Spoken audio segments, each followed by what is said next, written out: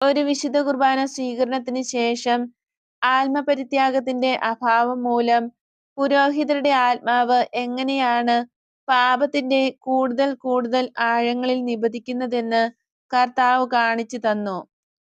ഒരു മേശ നിറയെ വിഭവസമൃദ്ധമായ ആഹാരത്തിനു മുമ്പിലിരിക്കുന്ന ഒരു പുരോഹിതനെ ഞാൻ കണ്ടു.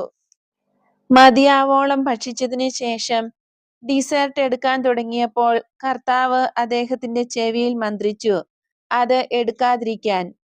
അല്പനേരം ശങ്കിച്ചിരുന്ന ശേഷം ആ പ്രേരണയെ ഇങ്ങനെ ചിന്തിച്ചുകൊണ്ട് തടുത്തു: ആത്മപരിത്യാഗം എന്തിനു വേണ്ടി? കൃപ നഷ്ടപ്പെട്ടതിന് ശേഷം അദ്ദേഹം കൂടുതൽ കൂടുതൽ ആഴങ്ങളിലേക്ക് അധപതിച്ചു. അടുത്ത പടി അലസതയായിരുന്നു. പിന്നീട് ആത്മാവിനെക്കുറിച്ചുള്ള അശ്രദ്ധ. അദ്ദേഹത്തിന്റെ ചിന്ത കൂടുതൽ കൂടുതലായി ലോകത്തിലേക്കും ജഡത്തിലേക്കും